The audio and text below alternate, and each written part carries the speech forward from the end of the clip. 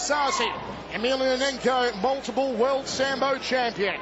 Mousasi, judo, boxing and kickboxing stylist. Protect yourself. Questions? Touch him up now. Step back to your corner.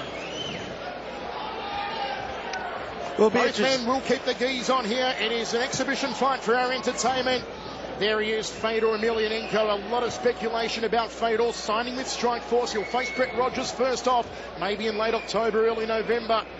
A lot of the newbies saying he should have fought Brock Lesnar. I'll say it right now, Guy Mezger. I'll say what you and I are both thinking.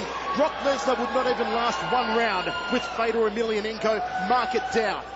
Yeah, I don't think Brock can handle him at this point. I think Brock is a very skilled athlete. He's learning a lot more every fight, but he's not in Fedor's league right now.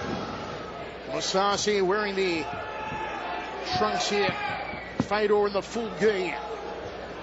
Fedor in orthodox stance, so too is Mousasi. Good right hand there from Mousasi. Both men saying to us earlier on today they're going to give an exhibition to the full mixed martial art repertoire. Look at the takedown into side control. Maybe looking for an armbar early here. Single leg and sweet takedown. Nicely done from Mousasi. And just have a look how quick Fedor is for a heavyweight. Just amazing agility. Has every trick in the book, Guy Mezger. Not only is he a superb striker, and I'm saying that as the long-time K1 commentator, Fedor's striking is right up there, and so too is Mousasi's. Single leg shoot there from Mousasi. Yeah, actually, I think Mousasi's stand-up is better. But Former I think amateur boxing champion, of course. He had 14 fights as an amateur, Mousasi. But he's a really, really good kickboxer. And, and Fedor, his kickboxing's not necessarily like the most picturesque, but it's effective because he is effective as a total technician. And again, this guy is the best fighter in the world. There's no doubt about it. And I would say that, a guy who's probably on his way to being one of the best fighters in the world, I put him in the top five. Mousasi I really think he's young, he's strong. Great technician, years of martial arts training. He's going for the armbar. He's trying to armbar Fedor here. We've seen Fedor do this so many times against the likes of Hong Man Choi, of course, in Yaranoka. An unforgettable armbar on his second attempt.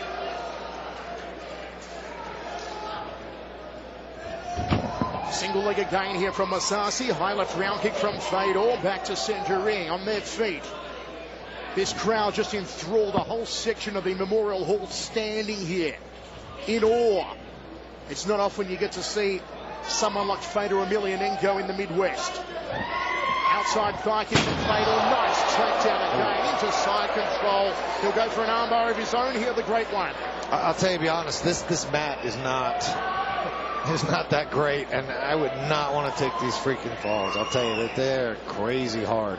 Takedown from Mousasi into side control. Goes Gegard Mousasi, the Armenian refugee who relocated to Iran with his family and then to Holland, where he now calls home, of course. Real Cinderella story. Look at that. Nice shoulder lock omoplata from Gegard Mousasi. But you see one of the strongest guys here, You're going to see one of the strongest guys, just work his way out of it. I remember watching Vito fighting with Nogueira, and Nogueira would slap these arm bars and he'd just literally just peel them off like they were nothing. It was crazy. And then he'd sit back in the guard to see, basically saying, do it again if you think you can. Emelianenko is just such a scary customer. He looks so unimposing as again gets the mount here on Mousasi. Yeah, I basically describe Fedor as like this. Everybody says the boogeyman looks under his. Here's the armbar. Mousasi tapping out. Nicely done from Fedor. Yeah, everyone says, the boogeyman looks under his bed for Chuck Norris. Well, Chuck Norris looks under his bed for Fedor. I tell you. Armbar submission. One of his trademarks for Fedor Emelianenko. Ladies and gentlemen, and what an exhibition bout it was. His next fight will be against Brett Rogers in the Strikeforce in either late October or November. He told us earlier today that's the only fight we will see this year from Fedor Emelianenko. Only the one fight. His next fight will be in February 2010. He's got to get past Brett Rogers on his Strikeforce debut. Signing the autographs here in centering. Fedor, the multiple world Sambo champion, actually won the Russian Sambo championship again earlier this year after losing in the World Sambo Championships to Ivanov last year. Actually, it was a combat sambo, which is a little bit different from the thing. Yeah, he's a multi-combat sambo, which adds a striking, which is a little bit different. Guy, just have a look around here at the Memorial Hall. How many people are standing? All eyes are fixed on Fedor. Yeah, I mean, I'll tell you something. He has a mystique that is growing. You know, it's catching on here in America.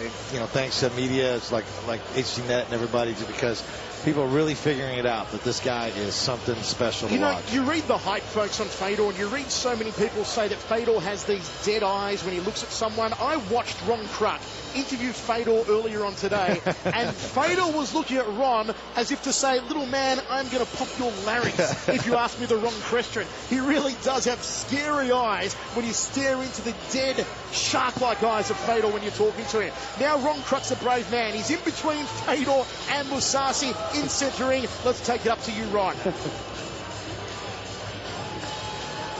Yeah, call me crazy, in between two world-class athletes. Guys, we didn't know what to expect coming into this sparring exhibition. Great show, though. Gegard, were there any rules? Yeah, of course, not to hit hard. It was a little bit light sparring.